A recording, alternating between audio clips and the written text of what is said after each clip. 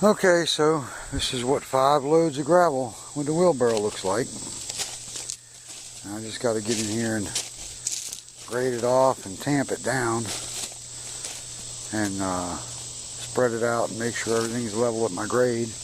I went on ahead and grabbed a piece of windscreen and put on there around the outside, so that kind of, and it's not perfect, it's got some holes in it, but it was free, so sue me. But it's got a little space off the bottom around there. It went up a little bit high, which is good, because when it comes time to come out here and wash the pen out, then I can just take the hose, because I'm going to, along this back side here, I'm going to dig a trench, and I'm going to put the corrugated pipe in there, a perforated corrugated pipe, and I'm going to run it all the way down along the end, and down here on the end of the pen, I'll get a 55-gallon barrel of plastic one, and I'll run that down in there and dig a hole to put it in and put gravel around it and everything, and have holes drilled in it where it'll be like a little septic tank thing for it. But by the time everything gets down there, it's all going to be liquid anyhow, because by the time you wash it down with the water hose, then it's all going to be liquid going down in there, so it's not going to be a big deal. And my drain field's right over there anyhow, so I mean, what the hell difference does it make? So, but that way, it's just getting it together. So I'm thinking I'm gonna take this. I got to go down to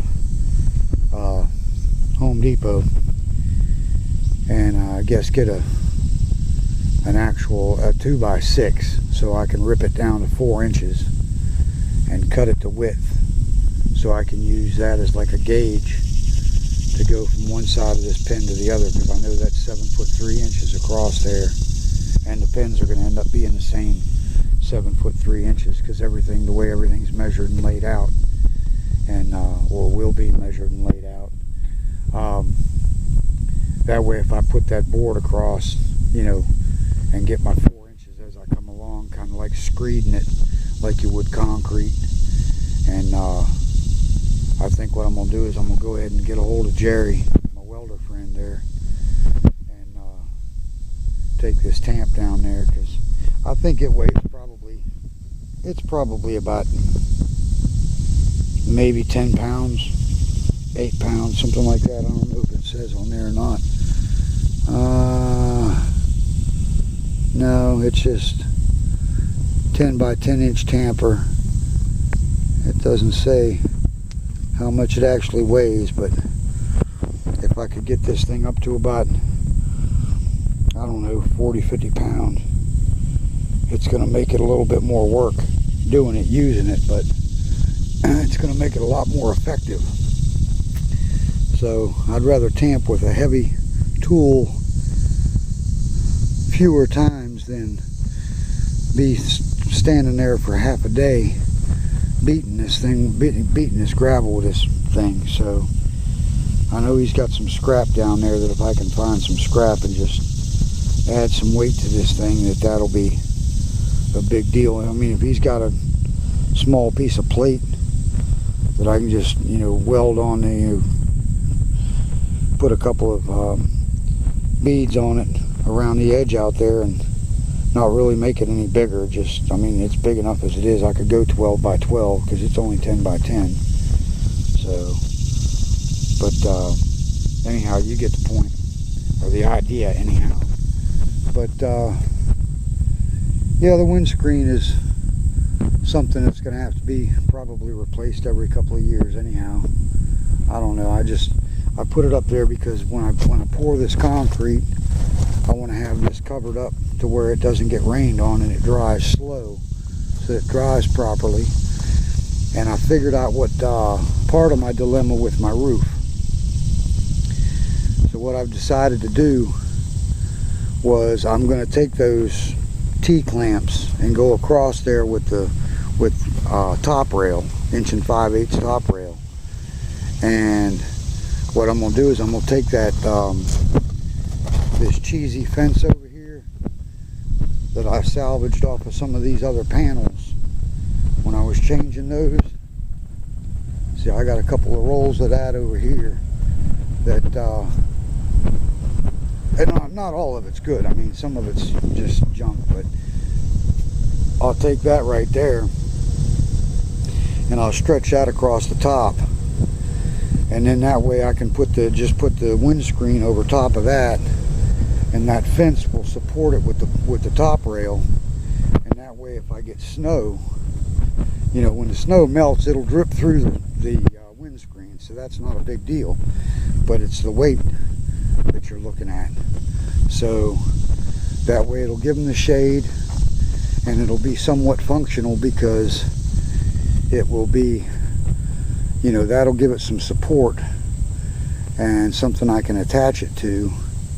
And then like I say, when it snows, it's not just going to rip the windscreen all to hell, because whatever I put up there, because the roof is going to be pretty much flat, so it's not going to have really any kind of pitch to be able to run off.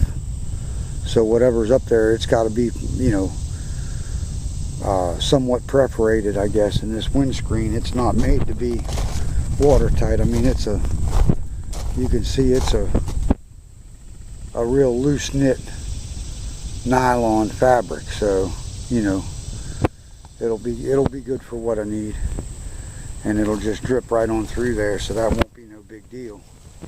And then I still got to figure out my design for what I'm going to do for like a house for them. But each pen's going to end up having a small house in it, where they can, that's where the heat lamp will be. And I'll put the straw in there in the wintertime, that they can bed in the straw. And that'll be, you know, fixed in one of the corners. And then what I'm going to do, the other thing is probably on one side, or in the, you know, I don't know if it's going to be probably in between the pens, is where I'll attach their feed troughs to. And when I build the feed trough, and then I'll just have, instead of, you know, dumping it out in the floor, it'll be dumped in the feed trough. And, you know, I know these two here will back up to one another. And then I may end up doing like a big long one. Well, I'm not sure, because I don't know if I'm going to have, if I only have the one female, then I'm going to use a third pen for the piglets once they're weaned. But they may actually end up staying in the yard once they're weaned, because the yard will be big enough. And it really depends on how many pigs, you know, how big of a litter she throws, and how many of them live, and all that kind of thing. Because I'm already figuring, you know, if she can have 14, but that doesn't mean 14 are going to live, or that she's going to have 14. So I'm just looking, I guess, worst case scenario. So I mean, because when you talk about putting 10 pigs that you're growing for 4 months, that are going to be harvest weight around 250 pounds, you know, this one of these pens, because all three of them are going to be the same size, but one of these pens is not going to be enough room for 10 pigs. That's just too much, you know. And initially it was designed to have, you know, one for Fred, one for Wilma, and then one for Betty.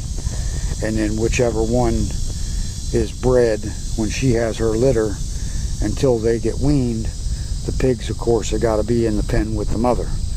Once they're weaned and they're, you know, eating on their own like they're supposed to, then I don't think I'm going to have them in there, because they'll be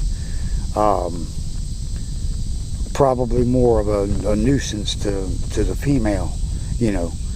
And there'll be a lot of competition for feed, and so that's going to be problems. So I'd rather, you know, take the pigs and let the pigs be out in the yard, where they'll have more area to roam around, and they won't be falling over top of one another. And then have another trough, you know, have another feed trough. And because I've got water lickers, I got 5 of those, so you're going to have 1 in each pen, and then you're going to have 2 sticking out into the yard.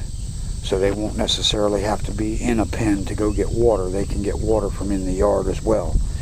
And so of course then all that's subject to change. I mean, it's just a matter of how it goes up and, you know, what happens with it and going from there. But I'm going to run right down along this front wall with my pipe. And of course it's going to be buried, and then it'll be pipe coming up out of the ground, and I'll have it supported to where it's not going to be something that they can break. And then it'll go into the pen or out into the yard. It'll just tee off and go either direction.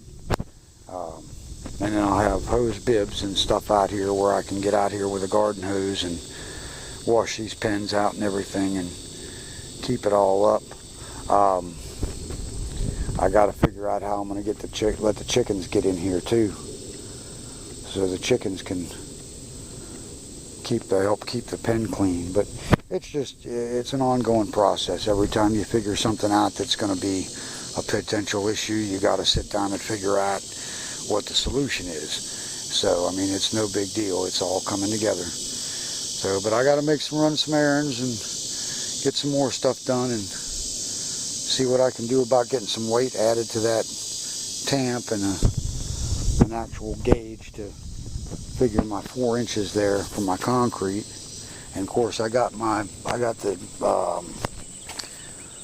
the heavy wire over here. I got the roll of this 4-inch welded wire for the slab, and that'll be cut and laid in there. And then I got the little bricks from the knockout that'll support that wire and keep it in the middle of the slab, because you figure I'm pouring a 4-inch slab, so if I take and set the wire on top of that, well, that's like 1.5 inches right there, right? Is that 1.5 inches? Oh yeah, it's at least 1.5 inches. That's almost 2 inches. So that'll put it, you know, that'll put that wire, keep that wire right in the middle of my slab, which is where I want it. And that'll have it to where it's gonna do the most good. And then I'll just get in there with my trusty old mixer here and go to mixing and dumping, screeding and troweling, and start working in the back corners and work across the back and work my way to the front, and, you know, hit this front far corner and then work my way right out the gate. But I don't see how it, I mean, we were figuring 56 to 58 bags. I just don't see it. You know, I don't see how that can take that much concrete to fill that area 4 inches thick. But, you know, like I say, I'm a mechanic, not a mathematician or a contractor, so it is what it is. If I need more, I'll get more. So that's it for now. Say bye.